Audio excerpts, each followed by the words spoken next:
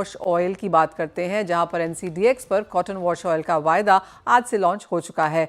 इस पर हमने एक्सक्लूसिवली बात की एनसीडीईएक्स के सीनियर वीपी अरुण यादव से। आइए सुनते हैं उन्होंने क्या कहा मार्केट एक्सपेक्टेशंस के बारे में। कॉटन के अंदर अगर हम वैल्यू चेन को देखते हैं तो अभी तक हम एक मेजर वैल्यू चेन को कवर करते थे। हम अगर देखें तो हमारे पास कॉटन बेल्स का कॉन्ट्रैक्ट अवेलेबल है। कपास जो रॉ मटेरियल होता है कॉटन के लिए, उसका कॉन्ट्रैक्ट अवेलेबल है, उसमें लोग ट्रेड कर सकते हैं। उसके अलावा हमारे पास कॉटन सीड ऑयल केक, यानी कि जैसे कपास खलिया के नाम से लोग जानते हैं, उसका सौदा भी मौजूद है। तो ऑयल जो है, अगर आप सीड को क्रश करते हैं तो आपके पास में कॉटन सीड ऑयल केक और उसके अलावा कॉटन वॉश ऑयल, ये दो प्रोडक्ट निकलते हैं।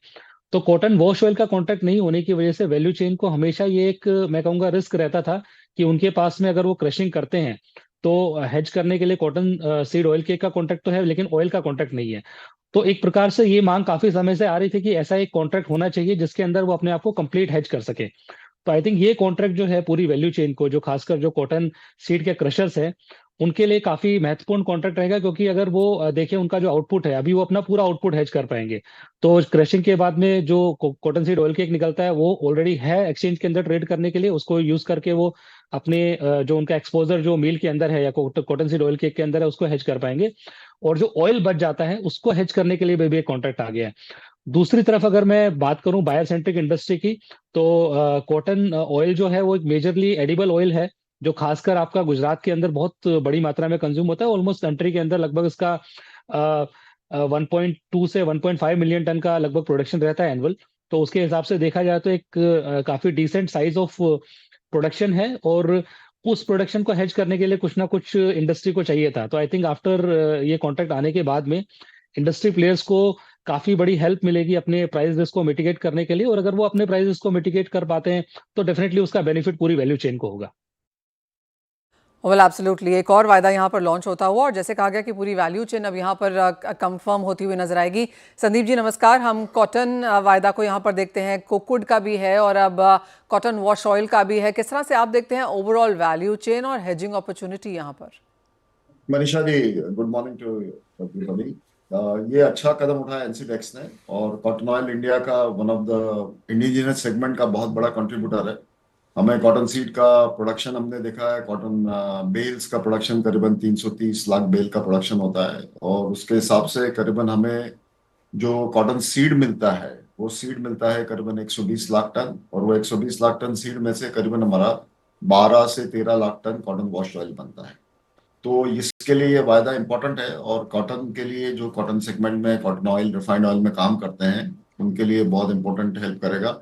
और इससे जो कॉटन सीड भी खरीदते हैं उनको भी कुकुड़ का एक वायदा ऑलरेडी चल रहा है एनसीडेक्स पे, ये ऑयल का भी चलेगा, तो उनको एंड प्रोडक्ट्स को हेज करने में और प्राइस रिस्क मैनेज करने में फायदा मिलेगा, प्राइस डिस्कवरी बेटर होगी। आज जैसे कॉटन वॉश ऑयल का गुजरात में भाव 960 रुपए पर 10 किलो का चल रहा है।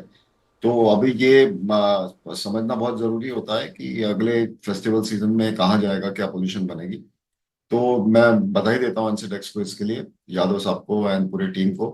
और जहाँ तक हमारी एसोसिएशन का सवाल है कि हम डेफिनेटली इस चीज़ को सपोर्ट करते हैं, एंड हम जो भी इकोसिस्टम में प्लेयर्स हैं उनको रिक्वेस्ट करते हैं कि आप लिक्विडिटी इसमें लाइए, बिकॉज कोई भी वायदे को सक्सेसफुल बनाने के लिए लिक्विडिटी बहुत इंपॉर्टेंट फैक्टर है। तो वो सबको मिलके इसमें लिक्विडिटी लाना है, ये हमारी सबकी जवाबदारी है। तो इस हिसाब से हमको इसमें आगे बढ़ना है। संदीप जी, साथ ही साथ अगर कॉटन के प्राइसेस की यहाँ पर बात की जाए और जिस तरह के लॉसेस की एक्सपेक्टेशन फिलहाल यहाँ पर गुजरात राजस्थान से निकल के आ रही है, मोस्टली गुजरात से, जहाँ पर जिस तरह की बारिश हुई है, पौधे अभी भी पानी में है, वहाँ पर एक तो बुआई कम हुई थी इस बार कॉटन की, दूसरा गुजरात में शायद कुछ यहाँ पर डैमेज भी है। तो एज ऑफ नाउ के नंबर्स के साथ आप काम कर रहे हैं? हाँ मनीषा जी, ये बड़ा प्रॉब्लमेटिक सिचुएशन आई है हमारे सामने।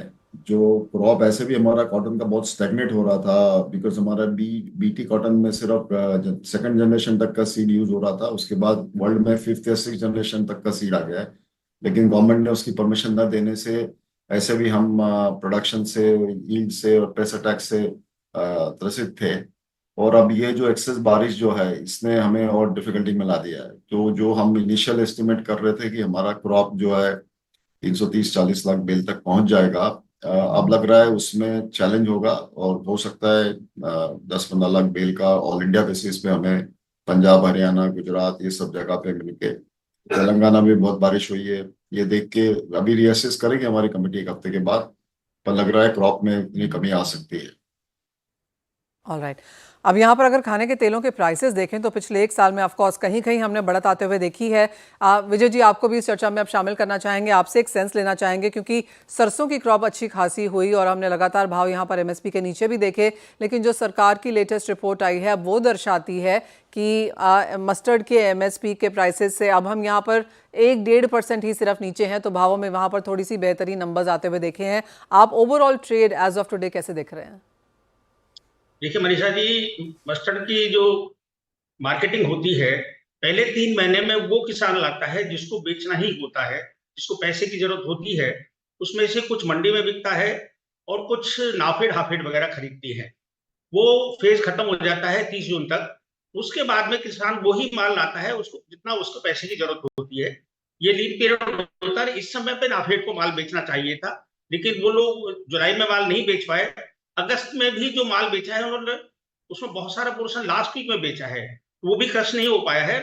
मस्टर्ड की मार्केट में हो गई शॉर्टेज, इस वजह से प्राइस बढ़े हैं, वरना नाफेड के पास जितना स्टॉक था उस हिसाब से उनको सितंबर के महीने में अब 3-4 लाख टन छोड़ना चाहिए, तब ये प्राइसेस स्टेबल होंगे। इनके पास स्टॉक्स भी काफी हैं और एमएसपी पे खरीदने का मतलब ये नहीं है कि आप उसको गोदाम में रखा कर छोड़ दें, उसको वास्तव में रिलीज भी करना पड़ता है ताकि वो क्रशिंग हो जाए। तो मैं उम्मीद करूंगा नाफेड और हाफेड से कि बाकी बचे हुए 4-5 महीनों में ये काफी हद तक माल को छोड़ दें ताकि क्रशिंग हो जाए, हमको देसी तेल मिले मस्टर्ड, अदरवाइज शॉर्टेज रहेगी। 6 लाख टन हमको मस्टर्ड सीड क्रशिंग के लिए जरूर चाहिए, कच्ची खाने के लिए।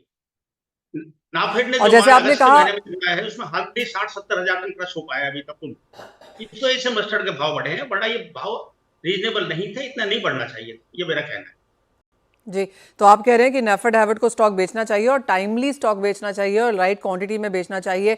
तो ये जो सडन शॉर्टेज यहाँ पर बाजार में नजर आई है सरसों की, कितना माल, जैसे आपने कहा कि इतना माल आ जाना चाहिए ताकि क्रशिंग यहाँ पर बेहतरीन हो जाए, सामने मांग किस तरह की है और आपको लगता है कि ये जो भाव में तेजी आते हुए नजर आई है ये एज ऑफ नाउ फिलहाल सस्टेनेबल है, क्योंकि नंबर्स अब सबके समक्ष हैं? देखिए ऐसा है कि एक जो किसान रोक लेता है माल, वो होता है जो दिवाली के आसपास अक्टूबर महीने के ऑनवर्ड्स बेचता है, जब फसल की बुआई हो जाती है, खेतों में उसको फसल नई नजर आने लग जाती है। वो सेगमेंट अभी माल नहीं बेच रहा है, वो सितंबर के महीने में नहीं बेचेगा, इसलिए सितंबर की रिक्वायरमेंट नाफेड को और हाफेड को पूरी करनी चाहिए। अगर ये नहीं बेचेंगे तो बाजार और बढ़ भी सकते हैं और वरना यही भाव पड़े रहेंगे। और अगर ये भाव बेचते भी हैं अग्रेसिवली तो मार्केट की डिमांड भी पूरी होगी और कंज्यूमर को सही रेट पर माल भी मिले तेल खाने का। विजय जी, आप कहेंगे कि जो लोअर लेवल्स थे, एमएसपी के इतने नीचे के स्तर थे, वो अब स्टोरी या फेज यहाँ पर अब खत्म हो चुका है सरसों के लिए? ये मैं मानता हूँ, हाँ, अब इतना नीचे नहीं जाएगा बाजार, जो वापस जो 5,000 और 4,900 5100 बिक गया था, अब इसमें 100-200 रुपए का ही चाल रहेगी, ज्यादा नहीं है। एक और चीज़, इस बार ऑफ कोर्स हमने सरसों की फसल यहाँ पर अच्छी खासी हुई देखी। विजय जी, आप कहेंगे जिस तरह से गुजरात में बारिशें हैं, कुछ कंसर्न्स यहाँ पर सोयाबीन को लेकर भी नजर आई हैं, ग्राउंडनट को लेकर भी नजर आई हैं, वो नंबर्स एज ऑफ नाउ आप कैसे उनकी समीक्षा कर रहे हैं? बिल्कुल निश्चित रूप से नुकसान होने वाला है हर फसल में। ऑयल सीड की ज्यादातर क्रॉप्स में डैमेज होगा इस खरीफ क्रॉप में भी। अब वो कितना होगा ये अभी देखने की बात होती है। अभी तो सितंबर के महीने भी फिर दोबारा बारिश अच्छी बता रहे हैं, अक्टूबर में भी बता रहे हैं, इसलिए अभी इसके लिए पूर्वानुमान बहुत मुश्किल है, लेकिन डैमेज होगा, निश्चित होगा, ये नजर आ रहा है साफ।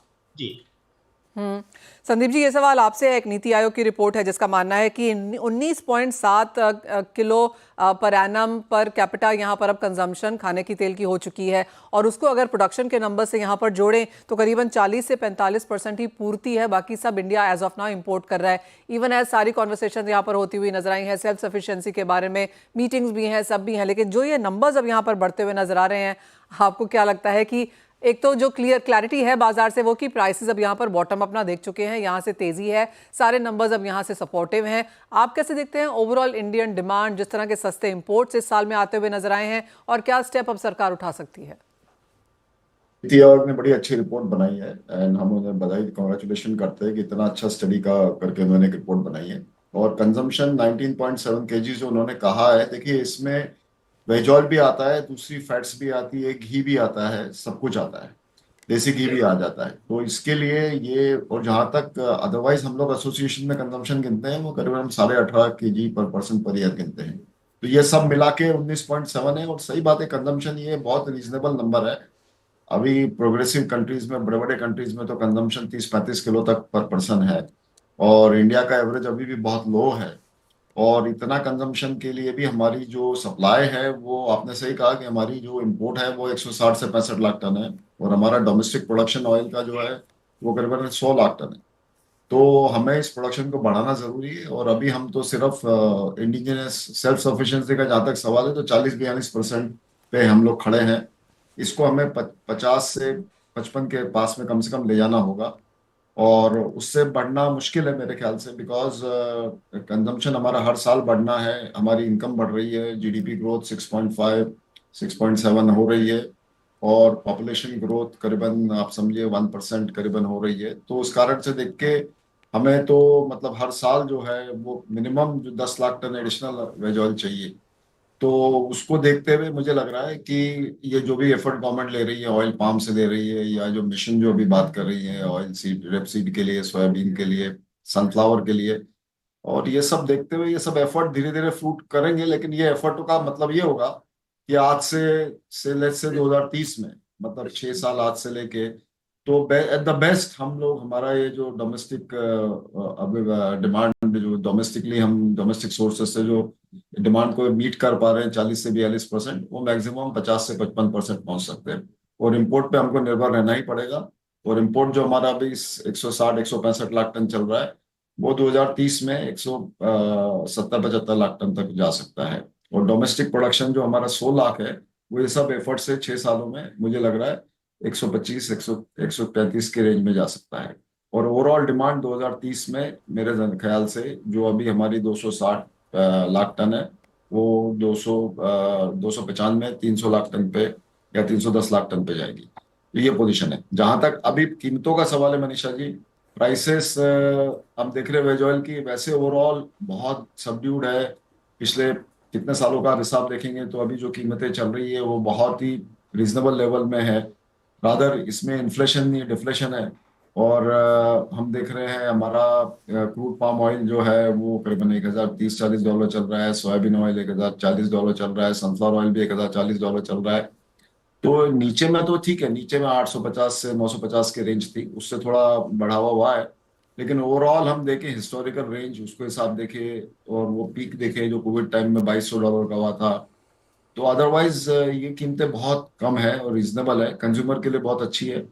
इसीलिए हमें ख्याल है। और अगस्त महीने में हमारा इंपोर्ट भी मनीषा जी देखिए, हमारे हिसाब से, संविन के हिसाब से 7,24,000 टन पाम का इंपोर्ट हुआ है, 4,30,000 टन सोयाबीन का इंपोर्ट हुआ है, और 2,84,000 टन सनफ्लावर का इंपोर्ट हुआ है अगस्त के महीने में।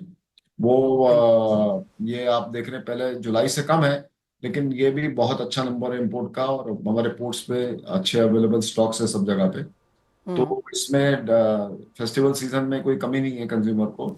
और ठीक है। अभी गवर्नमेंट से इंपोर्ट ड्यूटी बढ़ना और ड्यूटी डिफरेंस बढ़ना क्रूड और रिफाइंड का, वो दो बातें हमने बार बार रख रखी है हमारी इंडस्ट्री की तरफ से। लेकिन गवर्नमेंट मुझे लग रहा है थोड़ा विचार कर रही है इस पे, और हो सकता है एक आध हफ्ते में या 2 हफ्ते में इस पे कुछ आगे समन्वय फैसला शायद निकल के आए। कमीशन की जी हाँ रिपोर्ट। संदीप जी, हम भी सुन रहे हैं कि सितंबर में यहाँ पर 2-3 बड़े बड़े फैसले आ सकते हैं, फिर चाहे वो चावल को लेकर हो या चीनी को लेकर हो या फिर खाने के तेलों को लेकर भी हो। काफ़ी सारी रिप्रेजेंटेशंस हैं और सितंबर में शायद कुछ निकल के आ भी सकता है। लेकिन एज ऑफ नाउ, जैसे आप लोगों ने कहा कि डिमांड अच्छी है, आगे ऑफकोर्स त्योहारी सीजन भी है, लोज से अच्छे खासी बढ़त यहाँ पर आ चुकी है प्राइसेस में, और एक बॉटम शायद यहाँ पर बन ही चुका है।